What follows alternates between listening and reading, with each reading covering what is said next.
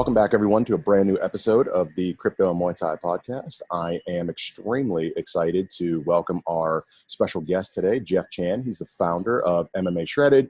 For any of you guys that follow Muay Thai content, MMA content, anything like that on the internet, I'm sure you have come across his videos on YouTube or his Instagram account many, many times. I am very thrilled to welcome you to the podcast. Jeff, how are you doing today? Hey, how's it going? Thank you so much for having me.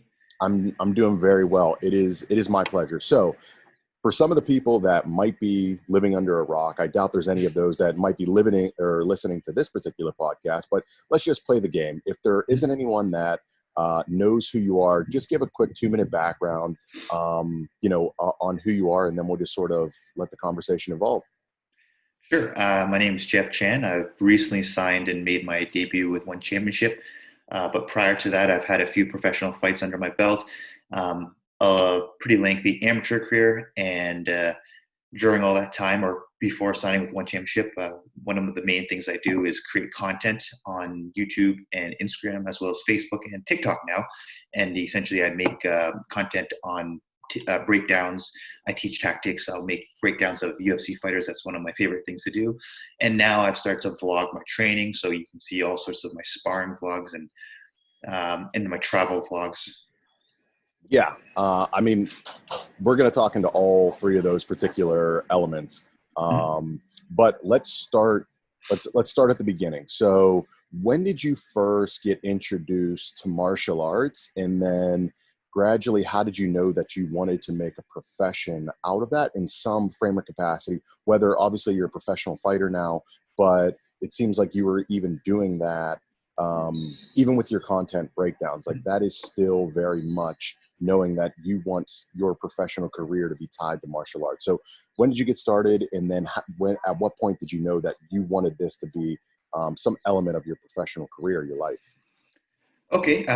There's quite a lot of things that happened in my life that, led me to the path I've taken. But just from the start, it was just as simple as I've always been that kid in high school who would like play punch for punch in the back of science class with my hockey friends. I always enjoyed fighting and just like combat sports. And then one of my friends who had been training Muay Thai at the time and Jiu-Jitsu just, brought me into the gym. I was like 15 or 16 years old, and I literally just started as a hobby for fun. And, training regularly, my coach, I guess at the time, crew Jeff Harrison, saw talent in me, pushed me towards amateur competition. And, I did it, took one fight after the other. And I remember it was just Muay Thai at that time. And after a few amateur fights, or quite a bit, he was like, "Hey, you should fight pro MMA." And I'm like, "What? You crazy? Like I'm still a white belt in jiu-jitsu." And like I actually made my pro debut as a white belt in jiu-jitsu. And for me personally, it's like I took it because why not get paid for it? I'm already competing amateur. Why not fight MMA and get paid for it? So my point in telling you that is that my goal was never to be a professional fighter. I've actually always wanted to get into law enforcement. And I've spent about 10 years of my life trying to get into law enforcement. But obviously, it's very competitive, especially at the time. I was like 23, 24, too young to get in. At least I would hope that was the reason. And I didn't get in until 25, 26. And how MMAShredded started was that I had a friend who is friends with the Muay Thai guy, Sean Fagan. I don't know if you've heard of him. So Of course. Sean does the exact same thing, and he does the exact same thing because he's actually a mentor of mine. So I went to Thailand for my first time to train Muay Thai with him for a whole month. And obviously during that time, I got to hang out with him after training, and I was very inspired by what he did. He, he's an entrepreneur, started his own business, built up his business the same way that I'm doing. And he told me, "Hey, you could do the same thing." And I was like, "Really?" And I YouTube was the last thing that I thought I'd ever get into. But here I am making content. And he actually filmed my first few videos in Thailand with his camera. So he kind of started me off and showed me the ropes. And yeah. That's an awesome story. So I didn't realize that the Muay Thai guy, Sean Fagan, he, not only that he's one of your mentors, but he got you into the business as well. So that's super interesting to hear, because for me, much like yourself, I always looked at YouTube sort of as a playground for people to just go and I don't know, do whatever they wanted to do. But over these past few years, from what I've seen, it's become this incredible resource, in particular for combat sports, to learn a bunch. I mean, just your page in and of itself, I've been able to see your work with a lot of different fighters, um, with different techniques and different elements that you never would have thought or had access to prior, without actually hopping on a plane and going somewhere. Out of curiosity, how long were you fighting Muay Thai before you took your first MMA fight? Or training Muay Thai, I should say. At least 4 years, 4 or 5 years at least. Okay, great. Yeah, So I can't remember the exact date. I know I turned professional in 2012. I started training Muay Thai in 2007. Okay. So at least 5 years. Okay, I got you. The reason why I ask, I mean, I'm always, so for better or worse, I'm a firm believer in like developing roots. Mm-hmm. And I think sometimes, at least in the current culture of MMA, people will tend to hop around a little too much before they actually develop roots within one particular discipline that they feel obviously that they need. So Brazilian Jiu-Jitsu, wrestling, Muay Thai, whether it be boxing.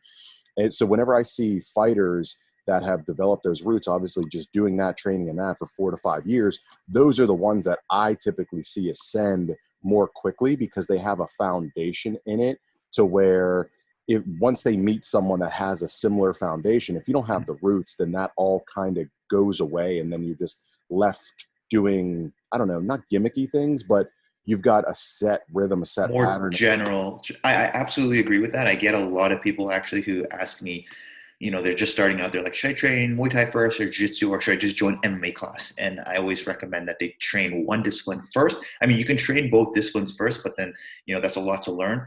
But I would recommend training them separately over the MMA class if they have limited time. Because if you train the MMA classes, you're learning the general rules and you're missing the little details.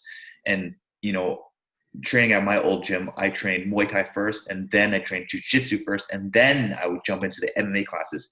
And then you see the MMA guys who train just MMA, who spar Muay Thai with the Muay Thai guys, the Muay Thai guy wins. And then you see the MMA guys start rolling with just the Jiu-Jitsu guys, the Jiu-Jitsu guys wins. The MMA guys have very general information, and they're missing the little details. So it's good if you want to learn self-defense and you want to, or not you want to, but if you get into a fight with someone who's untrained, okay, then your MMA skills are going to work. But if you train MMA and then you go up against a Muay Thai guy or a Jiu-Jitsu guy, you're probably going to lose in their discipline. And I completely agree. And I'm actually super happy to hear that, because sometimes I feel like whenever I say that, at least to my fighters or coaches or MMA coaches, sometimes it's mixed reviews, but that's just my particular philosophy, because I've had such a dominant background like within Muay Thai. And then whenever I was like, you know what, I want to increase my boxing chops. So you just do boxing only to be able to get that, and then ultimately sort of cultivate your own style, which is going to be way more adaptable depending on like your opponent, sort of like a Floyd Mayweather. I've used that in several of my podcasts, but Floyd just trains to get himself ready because he knows he has the prerequisite skills to handle whatever his opponent's going to do, because he's got those roots. Whereas a lot of MMA guys, I see they're generalists. They come to me and they're like, I want to know how to throw kicks. It's like, well, that's not necessarily like how it works. You've got to go through the process of learning to be able to get yourself to that particular level. And whenever you do, I feel that, at least from MMA, like clinching or grappling perspective, whenever we do shoot box, it's a lot easier adaptation because I've got those roots in MMA or the footwork from boxing, even though I've really never wrestled a day in my life. They find it very difficult. Our MMA fighters find it very difficult to take me down, because I have that sort of spatial awareness that you can only get from developing your roots within a stand-up space, like knowing and how to gauge that distance. Yeah, definitely. I was going to say, now that I've trained Muay Thai separately for a long time, Jiu-Jitsu for a very long time, now, whenever I get the chance, I'll train with a boxer, like some private lessons, and just sharpen just my boxing. But I already have the fundamentals of everything else. Without a doubt, without a doubt. Exactly. So while we're, I guess we'll circle back though. We got into the fun stuff a little bit earlier on. So okay, so you've started MMA Shredded right now.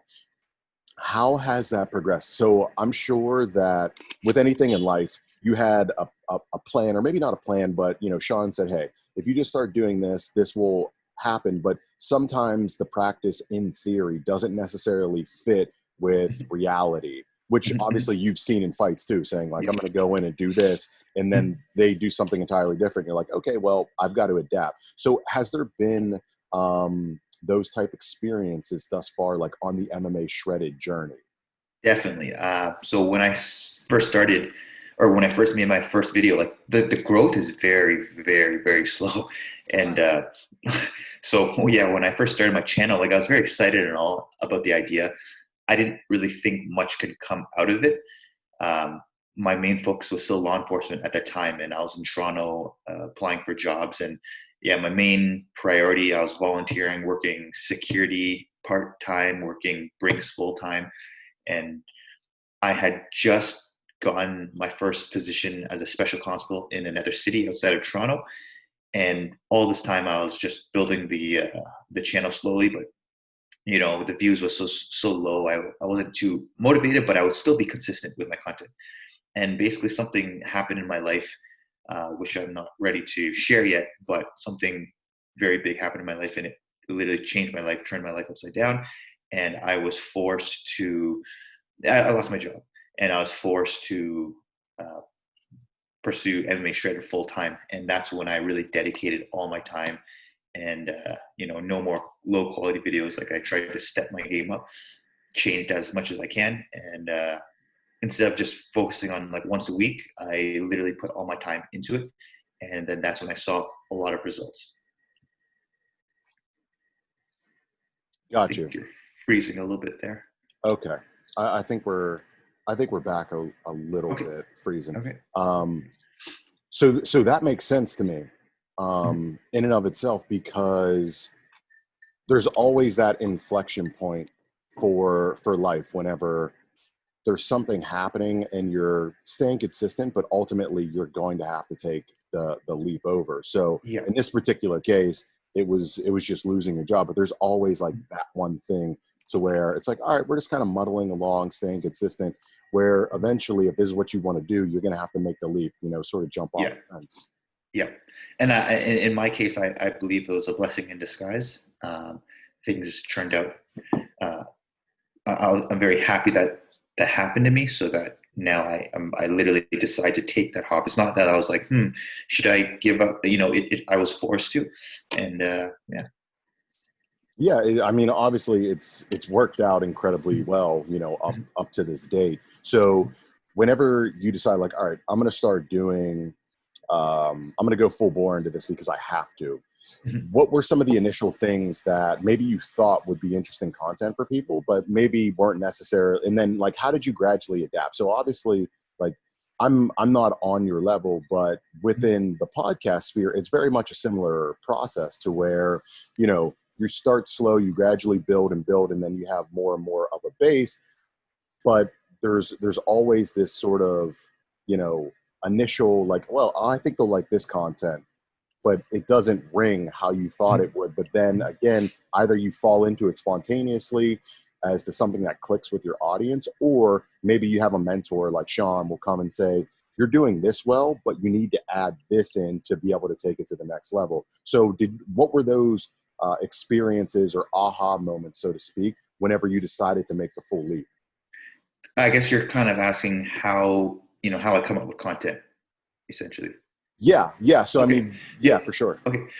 So, I mean, obviously the early stages, I had no idea what kind of content I'd create. And Sean would kind of give me ideas, be like, show what your favorite combos on the heavy bag is, show your favorite workout routines, very, very general stuff. And I started with that. I built my first few videos off of those ideas. And believe me, there have been many times where I'm like, how am I going to make content for the rest of my life? Like, and I'm worried that I'm going to run out of content. But it turns out, at this stage of my life or in the business, I don't think I'll ever run out of business, or not business, out of content. There's always new ideas. But after, that little hurdle of trying to think of what kind of videos to make, I eventually got into breaking down UFC fighters. And that's where that's where I was like, okay, I'll never run out of content to create, first of all, because there's always going to be new UFC fighters, number one. And number two, as I started getting a little bit, a bigger audience, people started caring about my personal life. And that gave me the path to start creating content, like vlogging, me training and traveling around the world and training at different gyms. People would watch. And because I've been vlogging my training and my sparring, a lot of my audience enjoy watching me spar. So it's like, I'll never run out of content if I just film my sparring. But I don't just film my sparring. I generally, teach a lesson in each video. So if I'm going to, film my sparring, I'm going to show a breakdown of why I did this and that. And that way every video I'm providing value, and it's not just a vlog. Got you. I mean, and then, go ahead. Yep, sir. I was going to say, and once I started getting used to that, another idea that occurred to me is that a lot of techniques that I do, it comes up naturally from just my years of training. And a lot of times, because of my natural athletic ability, I didn't even know how I executed that move until I watched it in slow motion over and over again. And that gave me the idea to just spar, train, and then break down what I do after watching myself spar. Another thing that I preach is I only teach what I can pull off in sparring or in a fight. I only teach what I believe works, or I only teach what I have proven to work. I'm very, against the whole teaching something slow motion, but I've never done it in a real situation. Got you. So I think for me, I'm one of your fans that really enjoys your sparring breakdowns, because not only has it been in like really cool environments with amazing fighters. Obviously, one of my probably my favorite fighter out there right now is Nong O. So whenever I saw you sparring with them, I was like, this is awesome. I was like, I would pay a lot of money to be able to have that experience as well. So I find a lot of value in there, because it's not just gym wars, seeing stupid, heavy sparring where people are punching each other in the head way too hard for, not even getting paid for it. So I'm one of those people to where I really find a lot of value in the content that you put out in terms of sparring, but also the breakdowns of how you do it from an educational perspective. So I was talking about this yesterday, I believe on another podcast, is my game over the past 5 years as a coach, and just even, I don't fight any longer, but just even as a Muay Thai competitor in the sparring arena with my guys, it has evolved so much over the past 5 years because of all the coaching that I've had to do, because you have to break it down. But much like yourself, where you say, I'll only teach something that I've done, I have to constantly evaluate something to whenever I'm telling a student to do this, don't do that, because it's like, am I saying that because my crew told me that? Or am I saying it because I've thoroughly thought it out and know that you want to do this because the risks are minimized, or if you're going to do this, here's the trade-off for that, because there's real consequences, for teaching something incorrectly, or teaching something that maybe was just regurgitated by, through two words of mouth or two linkages from coach to coach that was never really questioned for whatever reason, Totally agree. And just to point out something, I actually prefer technical sparring like the one you watched with Nongo much more than any other sparring sessions I've posted. I do have a lot of harder sparring sessions, and I just simply follow the rule of thumb. Like, I hit as hard as I get hit. I always let my partner dictate. They go light. I prefer to spar light. If someone hits me hard, I hate to admit it, but I also have an ego too. I hit hard back, and I like to post the harder sparrings because it is a little bit more entertaining. It depends on who your audience is. Some people appreciate the technical sparring, and some people like to see the bang. Yeah. But I just follow the rule of thumb: hit as hard as you get hit. Oh yeah, I mean it's definitely, it's like ice cream. It's 21 flavors. Yeah. So there's going to be some people that want to see you going hard. So the one that sticks out in my mind was the more recent one that you posted with like the Taekwondo guy who is like double your size. Yeah. And for that stuff, I always tell people, especially if they're coming from new gyms, it's like we do Thai style sparring. Like we play, and usually my other co-coach will say, like, hit him as hard as you want him to like hit you back, because I would not have had an easy time going with that particular that particular individual. But because we come more from like a traditional Thai style, we love to play sparring, because that's how you actually grow, evolve. You can try new things. You can see maybe things that don't work, but also you can get more volume too while you're still pushing the cardio without like necessarily tensing. If I'm trying to take your head off, then I'm only going to do what I'm good at. So I'm going to keep you at a distance because I'm a tall guy. I'm 6'2". So I'm going to throw a lot of teeps, hard kicks. That's what I'm good at. So I'm not actually evolving, you know? So, I definitely agree. You're not going to take any chances because you want to win so bad. For sure. Sure. I mean, you want to win, but also there's like real consequences too. Like I post something up 100%, especially whenever they're going like full on to the head. It's like, you have to actually put the other guy down, because they can potentially, you know, cut you with a punch or even put you down just in sparring, which is totally ridiculous. But that was one of the reasons why I gravitated towards your channel, is because you have that Thai mentality where it's play sparring to be able to actually learn and soak up from these other individuals versus trying to prove that I won this sparring match, which doesn't mean anything. Like one of my favorite sparring sessions was in Vietnam at Saigon Sports Club, and you can clearly see that the fighters there were much more smaller in general and in their frame as well. And but they're so fast, and it's just so playful. Tap tap tap, using footwork, angles, trying new things.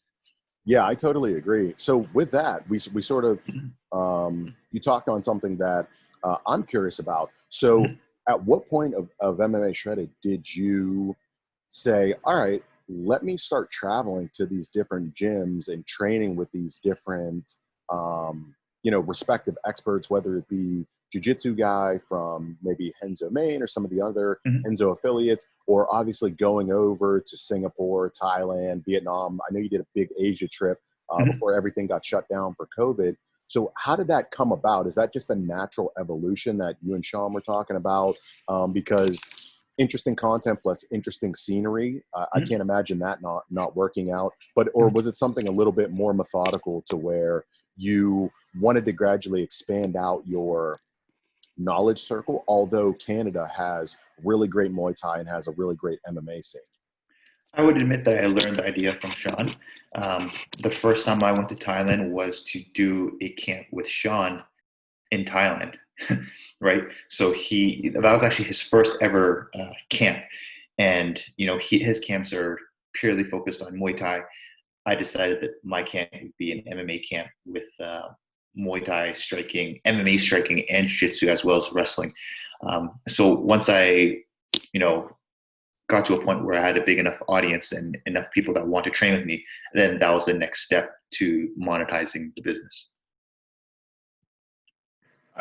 I think, like I said, that those are one of the elements that I look at and say, that is a really, really fun. So if you get nothing out of it, you're at least getting some sort of like experiential element from the environment, not just if you don't understand a lot of the nuances of some of the interesting techniques that you're picking up. So obviously I'm biased. Your most recent training film in Thailand with some of the Thai fighters, even the current ones that were fighting, but also the retired ones, I really, really enjoyed those. And specifically whenever you can break down some of the clinch elements. So I think that's obviously one of the things for Western fighters. It's gotten a lot better. That is completely overlooked and 100% overlooked within mixed martial arts is the applicabilities and the usefulness of not standard Thai clinch within MMA, but an adapted version can fill it can fill a lot of holes, and also there's a lot of opportunistic setups, whether it be takedowns or interesting elbow combos to things like that. So I love whenever I see your breakdowns of clinches. I just realized that I kind of answered the wrong you asked something, but I answered something else. So you're initially asking me what motivated me to train and travel around the world, and then I was answering how I host camps. So to answer your question correctly, um, one of my goals is to learn and stay open-minded as much as possible as a martial artist. Like I see myself more as a fighter and not a martial artist. And that's the reason why I truly believe in traveling to different gyms and being exposed to all these different fighters. And right now, as of now, at least I've traveled to different countries and trained MMA. But my next goal is to continue traveling to different countries and train different martial arts. So I want to start, trying out karate. I want to start trying, self-defense with weapons or Filipino martial arts, etc. I think that's a really interesting premise, in all honesty, because again, my crew always told me, be a master of the basics, and then you can gradually evolve and create your own style. So it goes down to, now you've got roots in MMA, now you've got roots in jiu-jitsu, now you got roots in you got roots in Muay Thai, you got roots in jiu-jitsu and roots in MMA.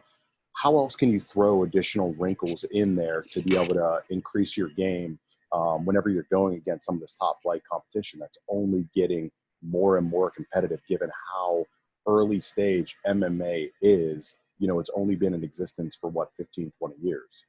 Exactly. And a lot of people actually think that I have a karate background because of the way I stand in my stance. But the truth is I have a pure Muay Thai striking background, and I guess, learned karate from watching George St. Pierre or Lyoto Machida, and just being exposed to other fighters and how they stance and move and adapt to MMA. I think so. How I've seen that sometimes, so I see your stance a lot with MMA fighters, and I think it's just gradually evolved into and you also kind of alluded to it in maybe one of your Instagram posts, is like that's an MMA style stance now. It's like we've got a boxing stance, we've got more of a traditional Thai stance, but now we have an MMA stance as well, to where it leads out a little bit more. The stance widens, your guard widens, because you've got the small gloves. So if you can touch someone, it's going to have more impact to keep them, but also you're not as worried about keeping your elbows super tight like boxing, because you've got the ability to maybe change levels for a takedown or bring up your legs to be able to block kicks and stuff like that. Exactly. So I don't look at that as like a karate style. I look at that as what has gradually evolved into an MMA style, and also having it out to post for takedown defenses, because I'm a taller fighter. So I'll go out there as well, because I don't want to have to fight for underhooks. I want to be able to keep you on the outside as well. So with talking about evolving as a martial artist, now you're officially a one championship fighter. Tell us about the first experience that you had fighting, but also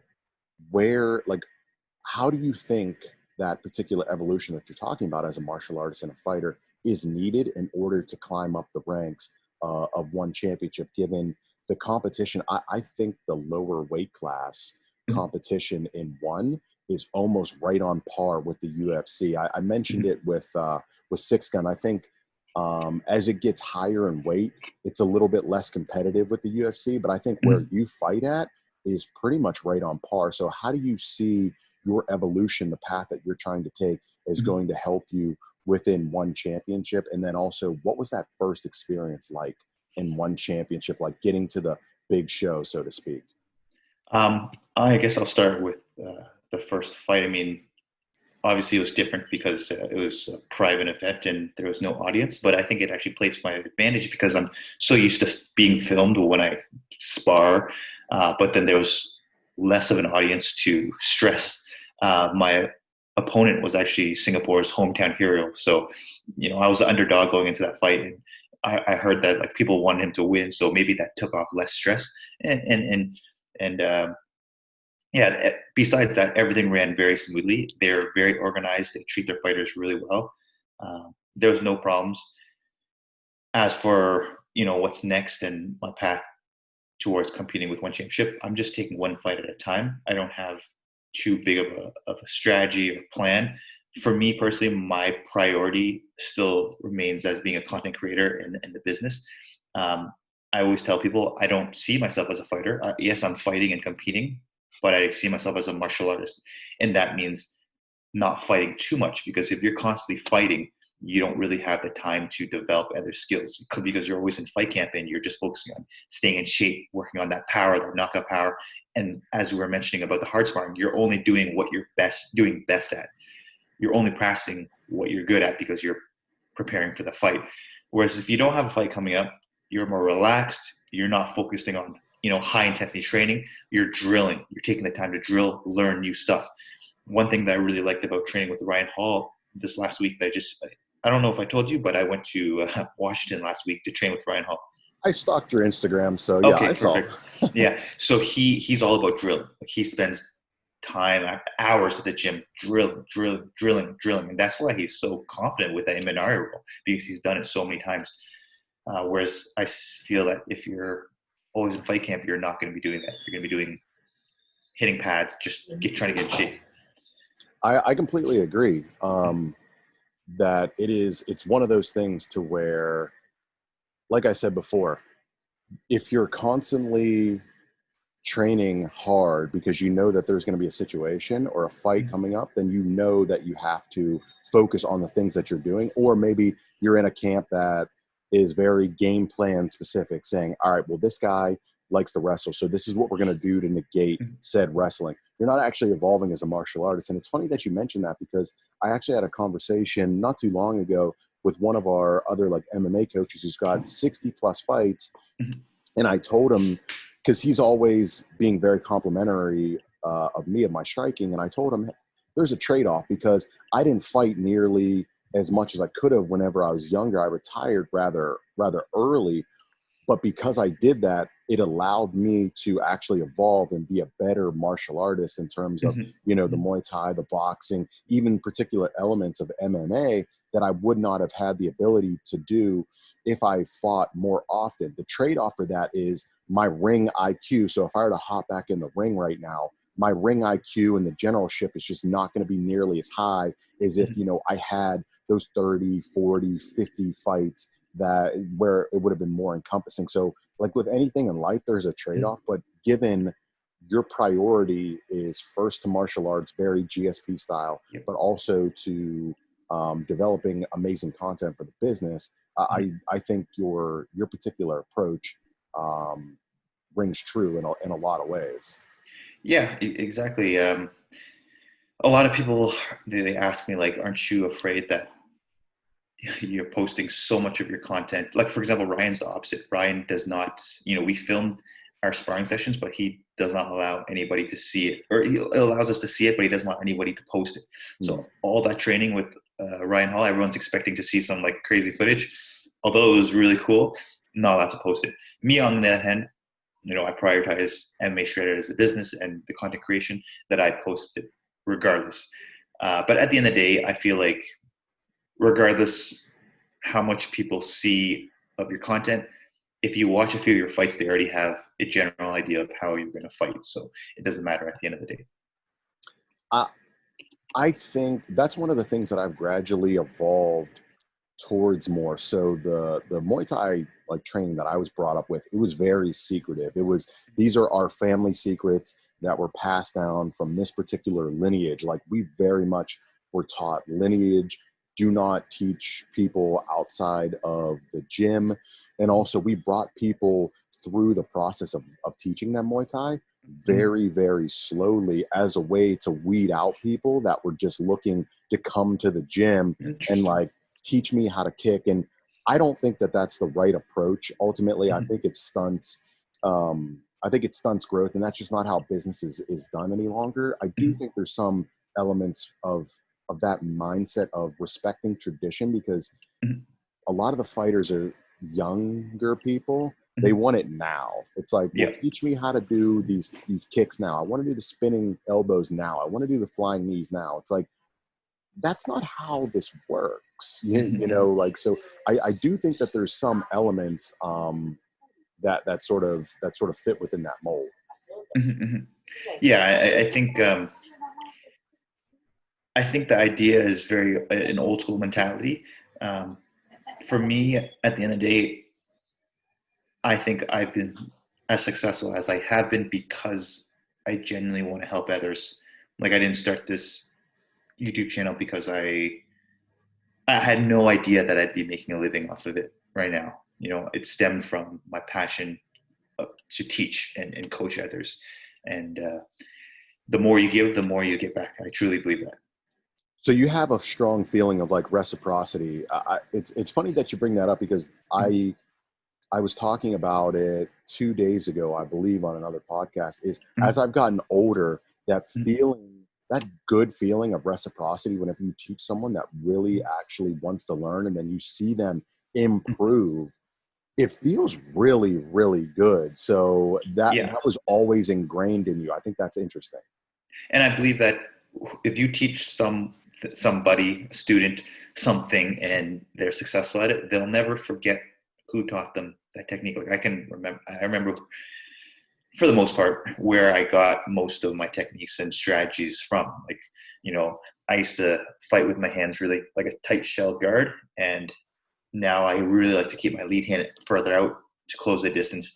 And, you know, I can name the coach who taught me that and changed my mind about my stance, which is Nick Castiglia. That's just an example. But everything else that I've, you know, really learned and made effective in my game, I remember who taught me that, and I'll always be thankful and appreciative of it. Got you. With talking about adaptations of your stance, do you have a particular philosophy, or I guess how has your philosophy of fighting, or maybe what's effective in an MMA setting, or whether it be a Muay Thai setting, how has that evolved over your years of experience, and also the different individuals that you've had a chance to sort of train with and soak up their expertise as well? You're asking how I changed my stance? So has your philosophy changed in terms of how you fight, or your approach to fighting? So an example is I used to be so I was trained very much Muay Thai. We're plodding forward. This is how we. That's not my natural tendency. And as I've gotten older and expanded my skill set, I am way more defensive, constantly focusing on defense first. So shifting to offense, shifting to defense. So whenever I post things on Instagram, I'll always show like we're transitioning with offense, but we're never forgetting about the defense, because there's an equal and opposite reaction for anything we do. So if we just smash this guy with a leg kick, they're probably going to want to come back and smash us too. But that's gradually something that I've evolved to, and my philosophy is now very much defensive first, and be opportunistic with your offensive attacks. Gotcha.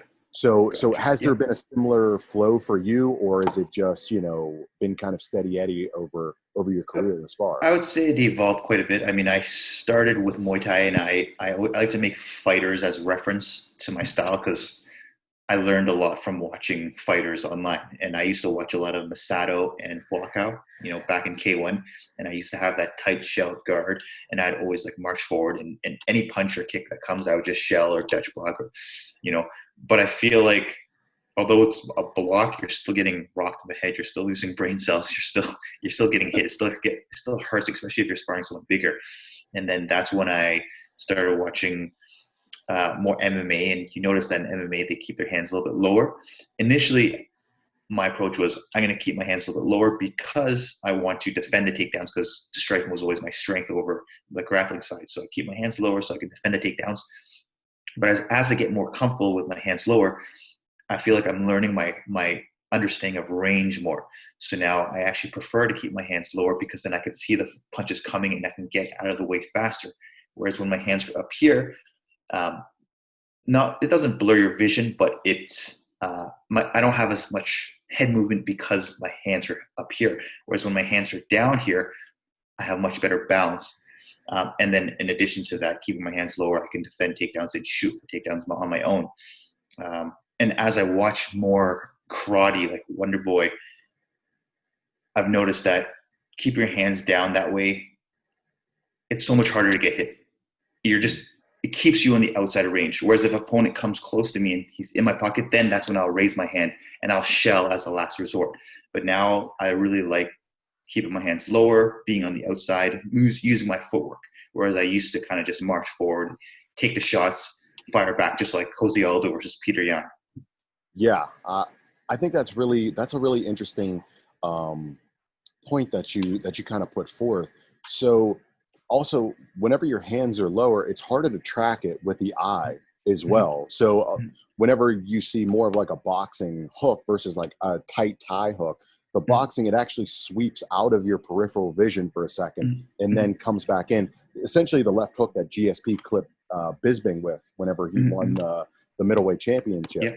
So I think that's an additional wrinkle too, but I also find it more difficult. So I do have more of a traditional, it's a mix between a boxing and Thai stance or guard, but I do find it very difficult to where if someone is putting heavy pressure, maybe I'm just playing around and want to use more of like a Dutch style guard.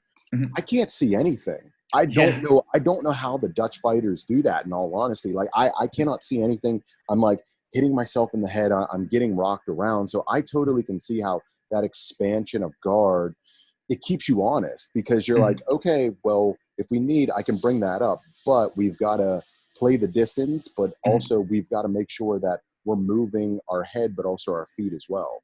Yeah, I feel like the shelling is like, I use it when I'm overwhelmed and my opponent is like in my, radius and can attack, and that's when I'm going to shell it. But if I can keep my hands down and I know that I'm in a safer range and I can just see so much more broad. Yes, I completely agree. I think how I have some of our pro guys think is like, if you're in that, oh shit moment, not just the shell, but also proactively with vertical elbows to stop that advance. It's different if you're in glory or anything like that, or amateur, but being able to have that as your control alt delete, not just a high shell, but also a high shell with a vertical elbow, or at least looking to sort of uncork those to be able to stop the advance for a more aggressive fighter as well. Yeah, I mean, who would you say are your favorite fighters, and do you take a bit from each fighters and kind of add it to your own game? So, or how would you say your fighting style evolved?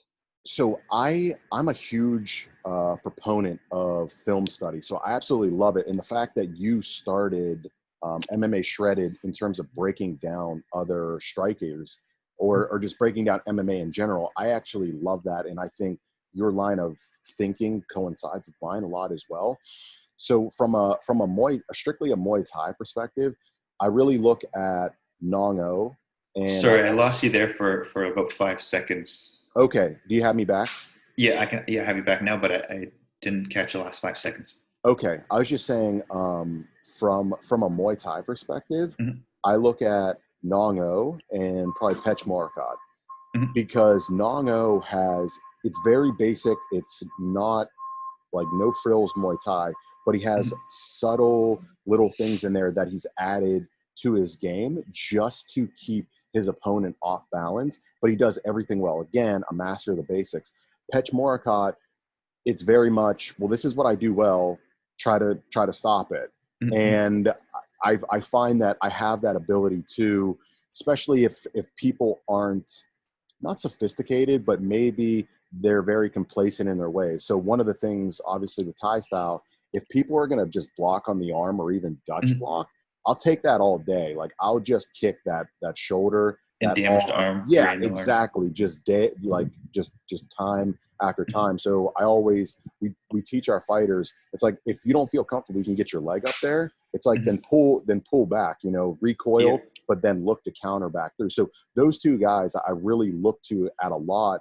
And Nong O, because he's made the adaptation to the small gloves in MMA, he's actually better in the small gloves than he is in the regular Muay Thai gloves. So I really love it from that particular perspective. And then quickly, like from Muay Thai guys, obviously, MMA guys, I'm biased to the Muay Thai strikers, but I love Jon Jones just because he makes you play his particular game, but also he can, wherever you want to take it, he's ready for it. You want to turn it into a wrestling match? No worries. You want to turn it into a striking match? Great. We're going to be on our rhythm. And he's just sort of that master of ring generalship. Israel Adesanya, he's good. He's good as well. I think he'll eventually get to that particular level, but Jon has just been doing it at a high level for much longer. So I tend to watch some of the bigger guys in MMA, whereas in Muay Thai, I watch a lot of the smaller guys from a technical perspective as well. Interesting. yourself. I would love to get your perspective and some of the guys that like you look at, and not just from a breaking down, but also from, ooh, I think I can use that to where maybe it kind of gels with your particular, natural abilities, or maybe how you like to fight. Okay. Well, first, I'd like to say that something you mentioned about Nongo reminded me. I will also shell if I'm trying to pressure forward, or I'll use the Dutch block more if I'm pressuring forward. And I'll use certain techniques and tactics if I'm, depending on who I'm fighting. So if I'm the larger guy and my opponent's smaller, I'm going to generally pressure forward, have that tight guard, and just move forward. And it's a lot easier to defend multiple punches if you're pressuring forward with a shelled up guard versus parrying. With that said, if I'm moving forward, a common counter is that left kick or right body kick as you move forward. That's when I'll Dutch block, because if I Dutch block, then I can continue pressuring forward. Versus if I'm fighting on the outside and I'm fighting someone larger than me, instead of Dutch blocking and breaking my arms, I'm going to step out of the way and get out of the way, use the deflex and blocks to defend the punches instead. To back to what you're asking, fighters that have influenced me, I would say Jose Aldo on the low kicks, definitely. Like when I watched Jose Aldo versus Faber, that's when I really amped up on the low kicks and saw how effective they were. I would say I follow TJ Dillashaw's high kicks. I love how he shifts, moves his head, ducks his head into the high kicks like Carlos Khan did as well. My stance and the wide stance I definitely got from Georges St. Pierre. I got blitz attacks from watching Stephen Thompson. Who else? Yeah, those were the four main fighters that really influenced how I changed my style. Got you. So I know you're pretty good at wrestling too. Do you look at GSP style, or at least his philosophy of being able to use wrestling to put yourself in, essentially take the fight wherever you want to take it? And I believe that's how you won your first one championship fight. You took him down, and then I believe submitted him. So do you pick up those little wrinkles from GSP as well, or have there other fighters from a wrestling bench? But I know we've just been super striking dominant. When it comes to takedowns, definitely Georges St. Pierre. I've actually had a lot of people ask me if I've wrestled in high school, but I actually have never wrestled in high school, and I had my first wrestling technique taught to me when I trained jiu-jitsu in a gi as well. And my wrestling may seem very effective or seem good, but if you put me up against a pure wrestler, my takedowns get stuffed more than 80% of the times, and I can't take them down either. My double legs are effective when I use them as a reactive double leg. So I'll shoot for the double leg only if I'm overwhelmed by punches. And when I feel overwhelmed and I cannot block, that's when I'll shoot for the double. But if I'm overwhelmed by the punches, it's obviously because I could feel that they're overcommitting, and that makes the double leg very simple. And that's the same concept of Georges St. Pierre. George rarely does he throw punches and then attack for the double leg. He'll do it as a reactive one. Got you. Do you set traps for that too? So you're sort of like explaining it more from like a reactionary standpoint of punches are coming at you, and this is a good way to sort of stem that particular pressure. But I've seen you in there. You're clearly a thinking individual.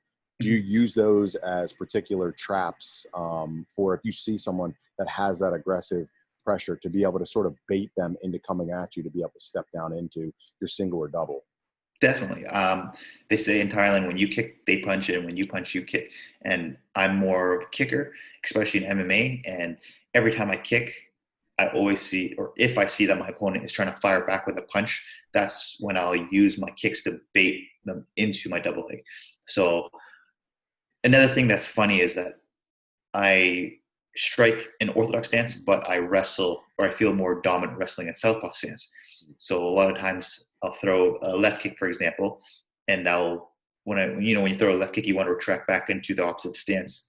So if I'm throwing a left kick, I'll retract back in the southpaw stance, and that's when I feel comfortable shooting my double leg. So throw that left kick, bait my opponent to come forward as I back step into southpaw, and then shoot for the double leg. I like that. I like that a lot. I always, I always have my fight, or try to reinforce my fighters that whenever you throw that left kick, again, I call it pull pull. So like the double pull, to where you pull back into southpaw and then you pull again back into orthodox. So simultaneously sort of creating that distance to bring you out of range of the counter, but being able to sort of pull back into southpaw and then use that to either go for a shot for a single leg or a double leg, based upon if they're looking to be able to get one back. I actually like that approach a lot, in all honesty. Thinking Yeah, sometimes I'll be offensive with my takedowns, but rarely. And usually, when I am offensive, that's usually when I get sprawled on. yeah, Right? If a, no. I was just going to say, I don't mean to cut you off. I think that's also the, not to say like that we're high level intellectuals or anything, but you're clearly, you think about things a lot, and that's probably the byproduct of you constantly needing to put out content and needing to look at it and understand it. And for me, again, I always the path of least resistance is hitting people whenever they think that they're going to be hitting you. So I like knees. I love to land knees on people, but okay, offensive knees, very difficult to get yes, because they see them. They're like, oh and they shit. just back up. They back up, or they take that nice angle that you were talking about. So if I'm going to do a shuffle left knee, you'll cut that angle to your left side to just get out of it and potentially even clip me with that left hook, a la Liam Harrison. So, but if you're Jeff Chance coming at me aggressively and looking to hit me with a 1-2, I'm going to cork off that right knee right whenever you've got your two here. So not only is your center mass open to me, but you're not expecting to take a shot as well. And there's tons of different derivations, but I find those are my highest probability knee attacks or kick attacks as well, is whenever they're coming at you and not expecting to be hit. So it just naturally would evolve that is a great time to change levels and shoot for a takedown as well. Definitely. Back to your initial question on how my style, I guess, evolved. I used to start with that shelled up guard, and then I started getting into countering only. But then I find when you're countering only, that gives your opponent a chance to be overly aggressive and overwhelm you so much that you can't counter. So now I feel like the best mix is to kind of fight like Conor McGregor or Max Holloway, where they pressure and then counter the counter. So they're counter pressure fighters, pressure counter fighters. Yeah. I think that's how you talk about it, is like, that's the chess match. So a lot of people, like straight jiu-jitsu guys, they'll always say how the jiu-jitsu is a chess match. It's a chess match. It's like, so is striking, so is high level Muay Thai. And that's what you're sort of like articulating. It's like, okay, if I do this, then they'll figure out a way to nullify that because they know that's what I like to sit on. So you create an additional adaptation for how to deal with it, Exactly. So I think that is paramount, and I'm totally geeking out on this particular topic. So to sort of move on,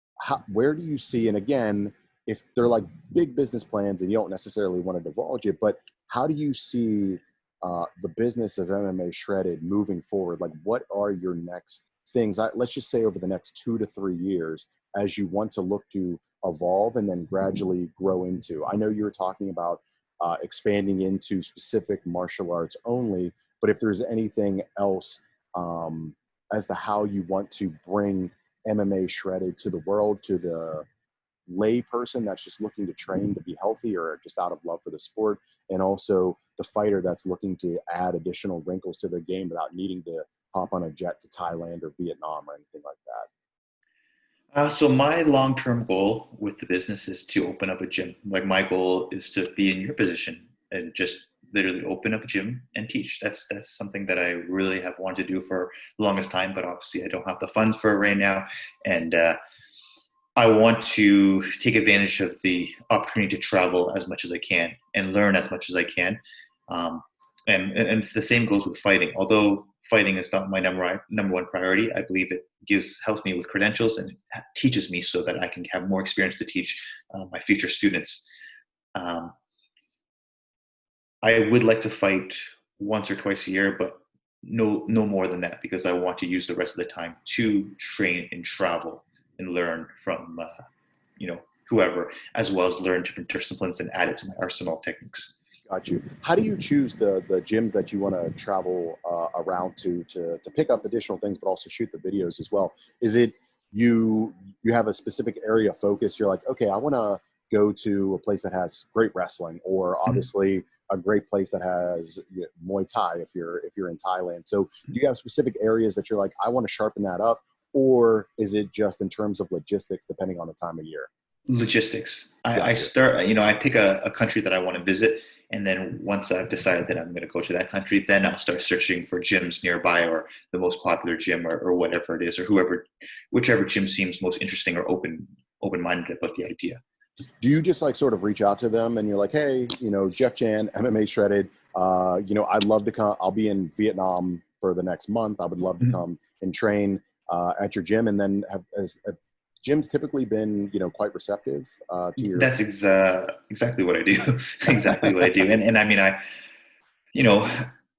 although, yeah, I would say I'm also doing them a favor by giving them exposure. So I offer to make a video on their gym, and I have a series called The Inside Look.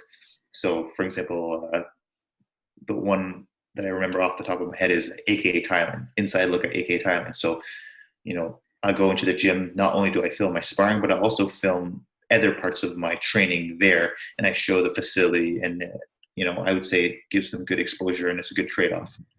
100%. I think it's it makes sense to me, obviously. So I'm glad to see that there's a lot of good gym owners out there that are sort of receptive to that particular philosophy as well. Where would your gym be? Are you going to put it in Canada, or has another place of the map caught the love of your heart? Right now, I have no idea. And when I say I want to open up a gym, I'm talking about like 5 years from now. I have no idea. I don't even know where I'm going to be living. Like, I'm currently in Ottawa because of COVID-19. I'm, living with my mother at this moment because, I was renting before, and I have no idea where I'm going to go. I don't know when COVID-19 is going to be ending, but after that, I might be heading to the States. I might be heading back to Thailand. It's all really up in the air for me at the moment. I got you. That makes total sense. I mean, no one knows how this is all going to shake out. And then us being here in the U.S., I have no idea what the future is going to hold. But obviously, I hope things can get back to normal sooner rather than later, because I love to train, and I love seeing your videos, and I love seeing the different places you go to and the different people that you have a chance to train with. Thank you. Go ahead. Where are you located specifically? So we're located in Pittsburgh, Pennsylvania. The gym that I'm a Muay Thai instructor at, it's called Stout PGH. We've actually got a ton of what we call them baby weights. So like 125ers, 135ers. Oh, wow. We would, it would be amazing. Whenever you're traveling again, or you can come to Pittsburgh or want to come to Pittsburgh. I'd love to visit one day. We'd love to have you at the gym. We've got a good crop of guys that are professionals or just getting ready to turn professionals, that are of high caliber, but also we've got some affiliates that of guys that fight in Bellator of a similar weight class as you as well. I can't remember his name, but we had another one that was down sparring Cody Garbrandt whenever he was in town, maybe like That's 2 weeks ago. So we'd love to have you at the gym. It's a Henzo affiliated gym, so you get great jiu-jitsu out of it. And I'd love to lightly spar with you. Yeah, I would love to. Given the size differential, but yeah, whenever you're able to travel again to Pittsburgh, we'll definitely work through those logistics as well, because it'd be awesome to have you. Yeah, definitely. Like, we'll definitely stay in touch after this call. What are the limitations right now to train? So Pittsburgh is one of the areas, and again, this could change tomorrow, but Pittsburgh, we are in the green zone. So the gym is open. We are training fighters. There's jiu-jitsu classes. There's Muay Thai classes. We have to spray down everything after each and every single session and take certain precautions. Everyone gets their temperature taken before they enter the gym and all that stuff. So we're good. We're good to go. I mean, we're back to not business as usual, but at least we're back functioning right now. again, given some cases within certain areas of the U.S. are increasing. I won't say spiking; they're just increasing. I don't know if that's going to change for us anytime soon, but we're open now. So I don't even know if travel between Canada and the U.S. Well, I guess you're just in Washington is okay. Yeah, the gym's open right now, and hopefully it'll be able to stay that particular way because Pittsburgh I'm born and raised there, so I'm biased. So, but it's a smaller metro area, so it's not like a New York, it's not like an Atlanta or anything like that. So our numbers are always going to be way lower. So I'm just hoping we don't get lumped in with some of those other hotspots. Yeah, hopefully, because I heard LA recently just had to close down again. LA, a lot of California, Texas, things like that, which we'll see. These next few months are going to be really, really interesting until there's a vaccine, for sure. I mean, we're like halfway in, halfway out. So I guess we should just go all in for herd immunity at this point, or lock back down. So I don't know. The U.S. is very interesting. There's always pros and cons of our culture, and we're seeing some of the cons of the very free culture that is U.S. We don't tend to let people tell us what to do for better or worse, which this seems for the worse. Yeah, tough and interesting times, that's for sure. Tough and interesting times, without a doubt. Is there anything that you want to sort of promote? Anything big that you got on the horizon? Obviously, if you can share before we wrap up here. I don't think I have any big news at the moment because COVID-19 has seized all activities. But I mean, if you're interested in breakdowns and interesting content, subscribe to my channel. I'm always looking to make new videos. And even though COVID-19 has stopped a lot of the things that I could be doing, I've come up with a lot of interesting content that I plan to be releasing soon. Awesome. So I'll make sure that I have everything linked to your Instagram account, Twitter, your YouTube, maybe even TikTok now that you're on there. So I'll make sure that I have everything linked whenever I kick out the podcast sometime next week. If there's anything else that you want to include, just feel free to shoot it over to me, and I'll make sure that I have it included.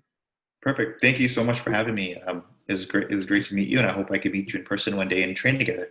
Excellent, Jeff. I really appreciate you jumping on the podcast. I had an amazing time, and I had an amazing conversation. So until next time, everyone, thank you so much for tuning into the Crypto Muay Thai podcast. We will see you next time. Thank you.